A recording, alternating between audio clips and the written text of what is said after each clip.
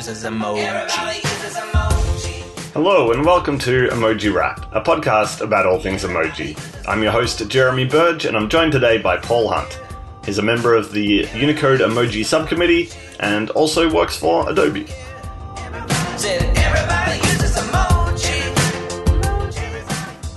What is your actual job title? You work at Adobe. What is your job title at Adobe?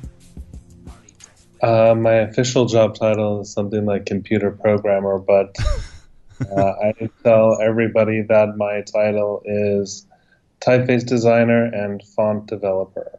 Cool. And that's why you were just saying I interrupted you, but you are working on your monochrome emoji set, and how is it going? I finally finished all of the glyphs today, and I sent that over to the relevant parties at Unicode so that they can use the font to make monochrome images for the website, and then the font will go into the code charts on the Unicode website. Right, this is where it shows an emoji name, and then it has, traditionally every Unicode character's always had the black and white image there. It's sort of a new thing having color emoji there, but the black and white chart image has been sort of a mainstay of Unicode. You haven't done this forever. How long have you been doing any of the images that show up in the Unicode charts? I've been doing the images for the Unicode charts for the past year and a half or so. Yep. So kind of midway, but through the 9.0 stuff, I was asked to do the monochrome artwork, and so I've been doing it ever since. For people that can't see them, I'm sort of looking at a few of them here. They're pretty... You're the designer, you'd have a better word for it. They look sort of quite iconic in a way. They've got thick outlines, and they look sort of more like icons than what people might consider emoji. Is that sort of a... What would you describe them as looking like if you were telling someone what this emoji black and white font looks like? Yeah, I definitely try to make my imagery as iconic as possible. It's hard to make things really detailed in monochrome, especially when I expect that these will be used kind of at fairly small sizes, particularly in the code charts. So I just wanted to give enough detail so that these things are readily kind of understood when viewing in a small size in the context of the Unicode documentation. Right, they sort of look like, not to undersell them as sort of a winding sort of style, but they look like a font. They look like, when you look at this, you think this is a font. You don't see that and just think, oh, these are a bunch of black and white pictures, is how I see them anyway.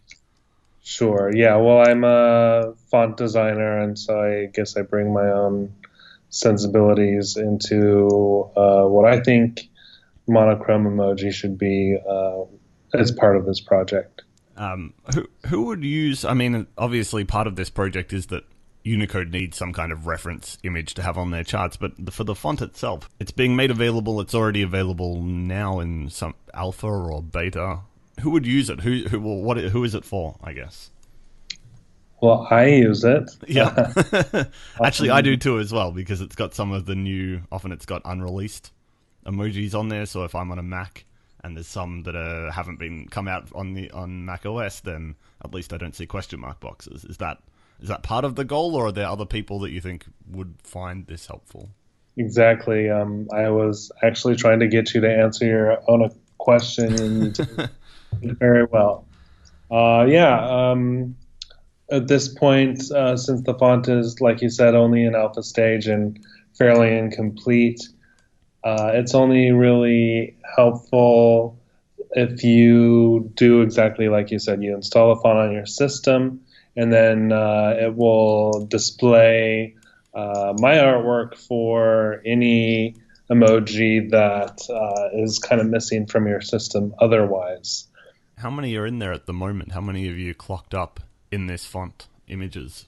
I'm currently at 1,100 emoji glyphs. Not all of it is finalized artwork. Yeah. And there is that. And then there's some other things in the font, like I'm including some basic Latin so that I can then leverage shortcodes in this font. So you can use this font, and then if you want to access, say, the hedgehog, instead of having to dig around, you can, in applications that are OpenType savvy, you can just type colon and then the word hedgehog and then follow that by a colon, and then it'll automatically replace so that you get the emoji hedgehog. That is, I've never seen. I mean, I've seen fonts that do pretty clever stuff where they'll join together. Is it called ligatures when you type multiple letters and then they suddenly kind of reform in a different? They come up with a new character. Is that what that's called? When you're talking about letters, we do in typography usually refer to these as ligatures, but Is this what this is? Is this something else? it's the same type of mechanism. Basically, it's some replacement code that's built into the font that says, well, when you're using this font and you enter this particular string, substitute this string by this character. And so when I'm making the font, I add those shortcode definitions to the CCMP feature, which is a compose feature, so that it can compose the characters for you using the shortcodes. Have other fonts done this? I've never seen this sort of thing before. I've seen it obviously in Slack, and that's not at a font level, but the same idea where you type a shortcode and it can replace it with an emoji. But have other fonts? Is this something I'm not aware of that already exists to some degree in the world, or have you literally become the first person to do this sort of complete text replacement to become a new character? Well, I think this is kind of the thing. We're not really yet into the age of proliferation of emoji fonts yet. You have a handful of fonts that exist that have been made by vendors such as Apple and Google. But I think I'm trying to pioneer the way as much as I can in starting to make emoji fonts something that can be more generally useful. So not only can you use the font that I'm designing on your operating system to kind of reveal emoji that are missing, you could potentially use this font for design work in your traditional design applications. This might be out of your area of expertise, but is there a license for this? Can people just use this for whatever they want in posters or print, or is it an open sort of license, or are people restricted in some way to using it only in some scenarios? Well, you quickly touched on that the font has been released in alpha stage, and it is on GitHub. The name of the font is called Source Emoji. And so I use the source name because it relates back to some other open source font projects that we made available at Adobe. And so I'm hoping that this will be our open source emoji font that people can then use as a resource for many things. We talked about a couple of those. One of those would be to use as something that will reveal emoji that have made it into the Unicode standard but haven't made it onto your system otherwise yet. You can use this in design work, and because it's open source, you have a license granted to you where you can use it either personally or commercially and not have to kind of make any payments for that. Also, if you're a font developer and you're wanting to understand how to make your own emoji fonts, it's something that font developers can maybe look at and see some of the ways that they can start making their own fonts. Like I said, I've been including some intelligence in the font that substitutes the shortcodes with the emoji characters, and I'm hoping that this is something that will catch on as we do see emoji fonts proliferating in the future. Right now, the shortcodes that I'm including are kind of not a complete list. As I continue to develop the font, I would like to, of course, have a complete list of shortcodes. And then, because this is open source, it may be nice if somebody comes along and then translates those shortcode information for other languages. So you could then potentially have shortcodes in Spanish or German or French or any number of languages.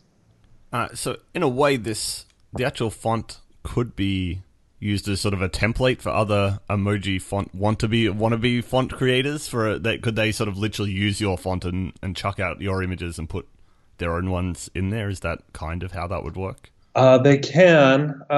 If you go that route, you would have to then use the same license because that's one of the terms of the software license is that any derivative works would have to be released as open source. But I think if you just kind of look at it and use it as something to kind of understand how to make the font, or if you maybe use part of the information and then adapt it to your own project, then I think you could make a viable font with a different license.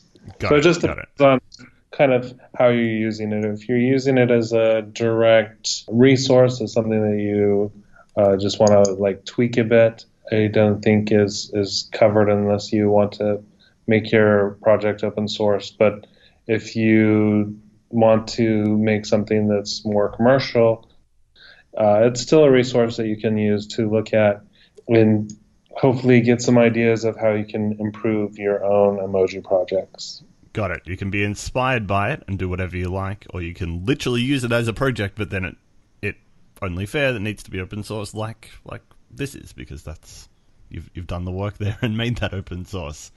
Are there does this right now? I've got it on my system right now. Are there any of these shortcodes already in the current release, or is this something you're sort of aiming on doing in future? Can I type something right now on my computer and get an emoji to pop out? I think I have one for something that's not an official emoji. Mm-hmm. There's one for Clippy. You remember that guy? Yeah, I love Clippy. Clippy, the unhelpful office assistant. So because Clippy is my spirit animal, he's in the font. So if you type colon and then Clippy and then colon, depending on your application, it should make the replacement. I'm looking through the list of it. So you're covering a lot of Unicode 10. We were just at the Unicode meeting in Silicon Valley not that long ago, just last month, and a whole bunch of there's a big new emoji list put together for Unicode 10, and it's not completely final, but it's sort of coming together as like they've got code points now, and this is looking much closer to what the final list will be. And a few of these you have been directly involved with proposing, which are there's a child, there's an adult, and there's an older adult is what they're called. And maybe you could explain what that is, because we already have a boy and a girl. So what are these ones, and how are they different from the characters, the emojis that we already have? Well, when Google and Apple started taking a closer look at gender representation in emoji, they focused mainly on women and trying to remove stereotypes for women and trying to add better representations of women in terms of careers. But when they put that out there for feedback, of course, there were a couple respondents who came back and said, well, this is all good, but you're not having a very holistic outlook on what gender is. Not everybody is male or female. So there are people who don't necessarily think of themselves in these terms. So what I tried to do was develop a emoji character proposal that would address these concerns. And the way that I approached it was thinking of gender as something that can be inclusive. So focusing on the appearance of these particular characters, the child and the adult and the older adult, and trying to give them a gendered appearance that hopefully will be inclusive of anybody who would want to use it. So that would mean basically not using any visual cues that would lead the emoji sender or the emoji reader to think that this is specifically a man or specifically a woman or specifically a boy or specifically a girl, but to try to make it so it just looks like a person, and it could be anyone. It could be a man or a woman, it could be a boy or a girl. Yeah. I guess one of the issues that has come up with the new gendered emojis is that, yes, it is helpful that no longer, for a while there, on nearly every platform, it kind of looked like the action roles were men and the police officer was a man and the guard was a man and the runner was a man. On the one hand, it does seem like a step forward that far more people are covered if there's a choice between a man or a woman, but it also adds a weird sort of question where you now have to think, what am I trying to even show when I pick the police officer? Do I pick it basically brings the skin tone discussion to gender in a way where people say, oh, should I, do I pick the white police officer if I'm white, but we have a default yellow skin tone, but we don't have any kind of default. I just want to opt out of picking a gender. Is that sort of where this is targeted at people that want to opt out of picking a gender in their emoji, or is it for people that want to specifically identify to say, no, I believe I am this sort of middle ground? I think that it could be used for both of these things. And that was kind of my intention, to be inclusive, where if you only have a man and a woman as your choices, then you're automatically excluding anyone who doesn't identify as one of those things. So it could be used for in cases where, yeah, maybe you have a gender identity that is not binary. You could use these hopefully to kind of communicate that. Or if you don't know the gender of someone, then you could use these particular emoji as well. So if you say you want to go see the doctor and you don't particularly know if the doctor you're going to see is going to be a man or a woman, then you can use one with inclusive gender, and hopefully that would help you be better understood. It seems like I feel like there's a lot of support for this. A lot of people seem to feel like, I know personally I would think that I'd be happy if there were, for the most part, all gender neutral, but I guess it also came up in the skin tones. People might say, oh, it's okay if they're all just yellow. Why do we even need skin tones? But then sometimes the default can be perceived as a choice still. That, for instance, the yellow skin tones, it's fine for me as a white guy to say, oh, that's fine by me. They can all be yellow. But a lot of people with darker skin tones might think, no, the yellow is just sort of considered a cartoon white. And same with the genders, that maybe a gender neutral or gender sort of, what would you call it? Gender neutral, gender ambiguous? What would you call this sort of middle ground character?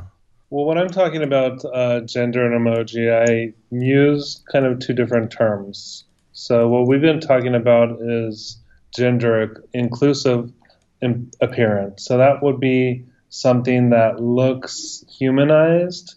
I think once you make your emoji look enough like a person, then you start introducing concepts of gender, whether you intend to or not. And because the dominant kind of way of thinking about gender in our society is still the gender binary, those concepts have creeped into emoji, as we've seen, since right now at this moment you can only specify kind of male or female emoji. But with my proposal and its implementation, you could not only specify male or female emoji, but you could specify androgynous emoji as well. So those to me are all gendered emoji. Mm-hmm. If you want to talk about real gender neutrality in emoji, I think it's helpful to think of like the generic smiley faces. So the things that are just like a personified circle. It has a circular head. It has very abstract shaped eyes and mouth. and other features. And I think that those are truly gender neutral. They don't really convey any concepts of gender. So for me, it makes sense to make this distinction. For other people, it may not make as much sense so much. But I mean, that's part of the reason why I made my proposal, because we all make sense of things in our own way. And we should all have the tools to be able to communicate the way that we think and feel, particularly about ourselves. So to use those terms, so to say gender inclusive would be sort of a human like a human appearance person, where it's not, their gender isn't clearly expressed with feminine or masculine features. What does that look like? How do you draw? I've had people ask me that what do these actually look like? Where if Apple or Google or someone or Adobe in your own font starts to include these gender inclusive characters, how do they physically look? How do you design that? So this is a tricky issue because, like I said, the dominant kind of concept of gender in our society is kind of this ingrained binary gender structure where we think of everything as being either male or female by default. And that's everybody's choice to kind of think of gender in that way if they want to or not. But not everybody does. And for those people who don't, I think they typically try to use their gender expression to kind of blur the lines between what is masculine and what is feminine, what is male and what is female. And so when it comes to emoji, I think that there are some tropes that are used to kind of denote these ideas of masculinity and femininity. One of the biggest things is just the hair. Mm-hmm. So in emoji, currently, all of your women usually have longer hair and your men have shorter hair, and this is kind of like an understood convention on how to show these things. But if you're out in the real world, not every woman has long hair, and not every man has short hair. So what I've done in my proposal and in the artwork that I've drawn so far is to try to find middle ground. The people that I depict that are meant to be the child and the adult and the older adult all have kind of these haircuts that we would think of as being unisex, and they're kind of maybe like a pixie cut, and then with a little hair showing kind of below the face, but not a whole lot. So that was my attempt at depicting this concept of androgyny in my own work. I'm sure it can still be refined, and I'm looking forward to seeing how other people adapt this to their emoji styles. But I think it's definitely doable. I think it just kind of takes stopping and thinking about gender and your own conceptions of what gender means, and then trying to step away from that and try to say, okay, now if I just wanted to depict a person who's not specifically male or female, how would I do that? I think a good measure for me, when I've been trying to look at some of these images that you've put together, and I've seen some others that have come up, is that if I could reasonably identify it, if I can, identify it as a man, if I could go, oh, that could represent me close enough, and if a woman would also think that, do you think you've nailed it then? If both men and women and anyone that identifies as androgynous, if everybody feels like, oh yeah, that could be me, it doesn't, then you've sort of nailed it. Is that a reasonable measure? Yes, I think that would be the perfect outcome. Of course, one of the things that was added to Unicode 10 was the bearded person emoji. Mm-hmm. I think part of the reason why there was a need for that or a want for that was because for some men particularly, that is something that is very much a part of their identity as a man, Is your opinion on this that having more choice is the answer? If you just have everything, if you have people with lots of hair, little hair, masculine features, feminine features, androgynous features, is that the answer? Just give so many choices that anyone can pick anything? Or if you were the emoji dictator of the world, would you sort of rewind and chuck out the genders and just make everything gender inclusive? Personally, I think maybe having four choices would be enough. One would be the agender or gender neutral option, which we talked about, which would just be kind of a very abstract depiction of everything. And that's what I've tried to do in my font. So in the source emoji font, when you have a runner, it doesn't default to a male or a female version. It just defaults to kind of like a stick person. So that would be one option. And then, of course, I think because we do like to see ourselves in emoji, I think it is important to have masculine and feminine gendered options for people who want to express themselves that way. Apparently, I mean, obviously, to me, that wasn't enough choice, particularly for people who felt excluded by the gendered emoji options. So my proposal that was accepted and will be rolled out in with Unicode 10 will be to then provide this androgynous appearing emoji option. And I think having both kind of ends of the gender spectrum being masculine and feminine, and then having something that tries to be as close to the middle of that spectrum, and that would be the androgynous representation. I'm hoping that this will be representative for people who want to use emoji, and that's try to frame my work in terms of gender inclusiveness, because it tries to be a catch-all for anything that represented by male, female emoji depictions only.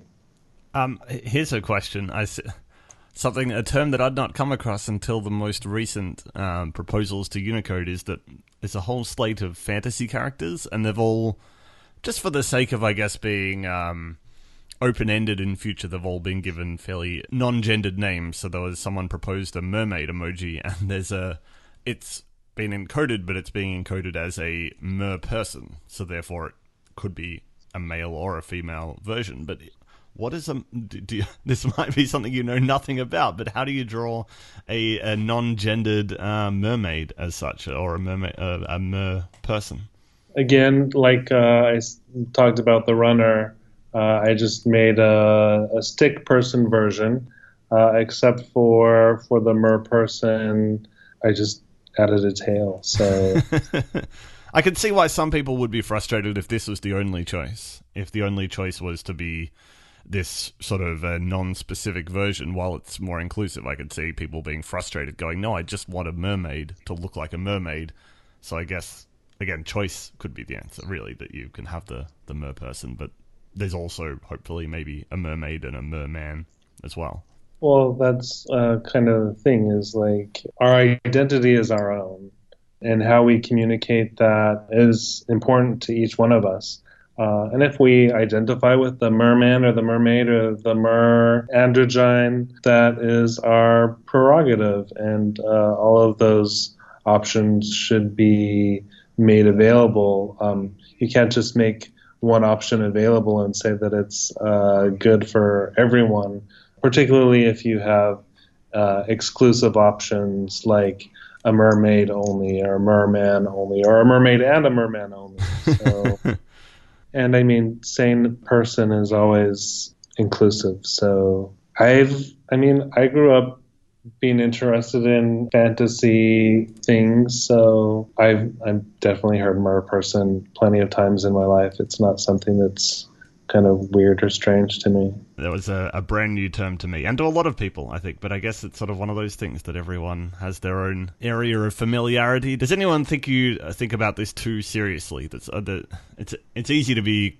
critical, especially on the internet, but where people would just be like, "Oh, it's just emoji. Like, who cares? Is this why are we spending so much effort on this?" Have you come across that sort of sentiment of people just thinking that this is a huge waste of time or some sort of wasted effort trying to be more gender inclusive? Well, I think that those views would probably come from people who feel like emoji as a whole is a waste of time anyway.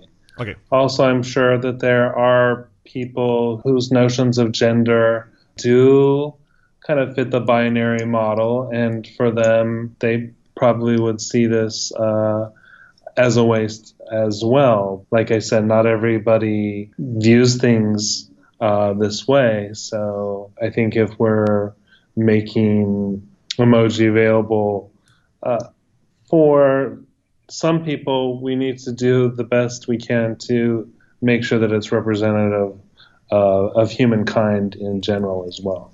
So there was, in the last Unicode update, the emoji update, there was a character. It's called, I think it's just called Singer, and there's a male and a female version, and it looks like David Bowie for the most part. That the design team at Google said that they deliberately did it to look like David Bowie, and a number of people were sort of upset then that it had a male and a female version, which might have missed the point of some of David Bowie's identity of being this sort of androgynous character. Did you have any thoughts on that? Did you sort of weigh into that discussion anywhere? Well, I saw the one tweet, and that was interesting because I think you retweeted it and I responded, and then I think within 24 hours or something, that tweet was gone. So I'm wondering if the person who tweeted that actually got some type of backlash, because this is kind of gender is a touchy subject. So what do I think? I think that the rendition of the singer or the rock star as David Bowie is cool. I don't think that necessarily all the emoji implementations have to go that route in the future, so this might be kind of a moot point. But one of the great things about my proposal, and hopefully it's in a future implementation, is then it will actually call for there to be a more androgynous version of the same artwork. So then you would maybe have something that is even a better tribute to David Bowie and kind of the androgynous nature that he tried to portray through his life's work. By having the gender-inclusive characters, you can use these in these Zwidge sequences, which is what the occupations use, where they join together a picture of a man and some scales and they turn it into a judge, and that your characters won't just be 3 new characters. They could, in theory, be used for any of the professions and the whole range. It's not limited to just those 3, which I'm assuming, looking at the proposal, that seems to be a key part of maybe why you'd like them to exist in the first place. Well, that was my intention, and I think that I hope that will get implemented. I think that remains to be seen, but it's kind of up to the major implementers to make it happen. But in my talks with other people, I think there has been interest for doing this, but we'll just have to kind of wait and see. Yeah, I think so. And we're pretty much out of time here. If people are interested in this sort of thing, can they follow you on Twitter, or is there somewhere where they can keep up to date with, I say, your mission? I know it's not the only thing you do, but both your font work and your sort of goal to make emoji more gender inclusive. Where can people find you on the web? Sure. They can find me on Twitter or on Instagram. I use the handle Paul D. Hunt pretty much everywhere, so look me up. Okay, and I'm going to include that font in the show notes. If anyone wants to download a font in alpha or beta status, they can do that. And you can follow the show at Emoji Wrap. I am on Twitter at Jeremy Burge. And thanks to Jonathan Mann for the theme music and to Joshua Jones for the artwork. And I'll speak to you all next time.